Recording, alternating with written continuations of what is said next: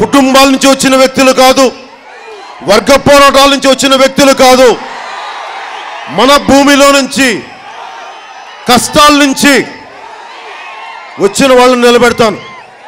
నాకు మీరు ఎంతమంది ఓట్లు వేస్తారో తెలియదు. నేను మీకోసం ఉన్నాను. మీరు నా కోసం ఉంటారా లేదా అనేది మీరు నిర్ణయించుకోండి. నేను మీకోసం అయితే పనిచేస్తాను. నా ప్రాణాలు ఇచ్చేస్తాను రాయలసీమ కోసం.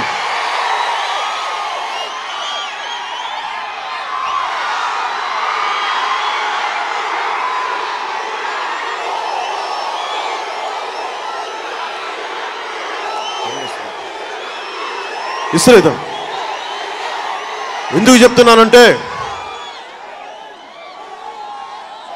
ఏ మూలకెళ్ళినా రాజకీయ నాయకులు బాగుపడుతున్నారు, కులాల పేరు చెప్పి కుటుంబాలు బాగుపడుతున్నాయి, కానీ ప్రజలు నలిగిపోతూ ఉన్నారు.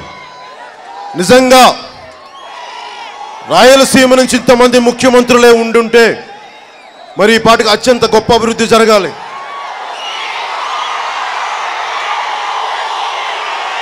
పడిపోతారమ్మా మీరు.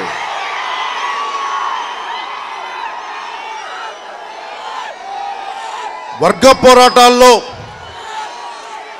అంటే ఒక నేల, ఒక భూమి,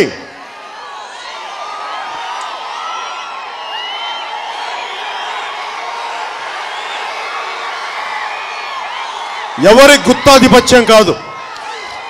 ఆళ్లగడ్డ ఒక కుటుంబం గుత్తాధిపత్యం కాదు. రాయలసీమ కొన్ని కుటుంబాల గుత్తాధిపత్యం కాదు. ఇది భారతదేశం. ఈ నేల అందరిది, అన్ని మతాల వారిది, అన్ని కులాల వారిది. కేవలం ఏ ఒక్కరికో ఏ కొద్ది మందికో అంటే మారాల్సిన పరిస్థితి ఉంది. నేను అండగా నిలబడేవాడిని. ఒక సామాజిక వర్గానికో కొన్ని సామాజిక వర్గాలకో కొమ్ము కాసేవాడిని కాదు. కులానికి, మతానికి, ప్రాంతాలకి అతీతంగా అందరూ బాగుండాలని చెప్పి జనసేన పార్టీ పెట్టాను. మీరు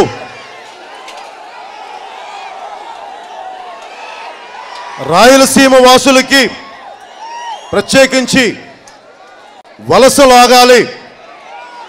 దారి పొడవుతా, కర్నూలు నుంచి వచ్చే దారి పొడవుతా ఇన్ని విద్యాలయాలు ఉన్నాయి, ఇన్ని కళాశాలలు ఉన్నాయి, యూనివర్సిటీని తలపంపించే పెద్ద కట్టడాలు ఉన్నాయి. మరి ఇక్కడి నుంచి ఉద్యోగాలు లేకుండా ఎందుకు వలసలు వెళ్ళాలి? అంటే డబ్బులు మీరు మీకు కట్టాలి, కానీ మీకు ఉద్యోగాలు ఇచ్చే పరిశ్రమలు మేము పెట్టాం ఇక్కడ. ఇవన్నీ పరిస్థితులు ఉన్నాయి. నేను మీకు మాటిస్తా ఉన్నాను, అన్ని కులాల వారికి, అన్ని మతాల వారికి సమాన న్యాయమైన అవకాశాలు లభించే ఏర్పాటు చేస్తాను.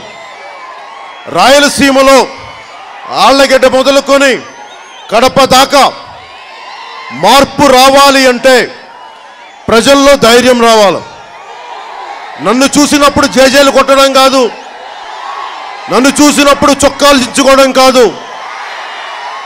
పొద్దున సభలో చెప్పాను, కార్యకర్తల సభలో,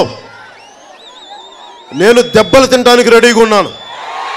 రాయలసీమ కోసం ప్రాణాలు వదిలేయడానికి సిద్ధంగా ఉన్నాను. వలస రాగాలి, మనకి ఉపాధి అవకాశాలు రావాలి మన రాయలసీమకి. కొన్ని సంవత్సరాల నుంచి పెద్దలు మనోహర్ గారితో చెప్తా ఉన్నాం, నా ఇంటి పేరు కొన్నిదెల. మా నాన్నని అడిగేవాడిని, ఎక్కడి నుంచి వచ్చింది ఈ పేరు అంటే నాకు తెలిసేది కాదు, మా నాన్న నాకు తెలియదురా అని.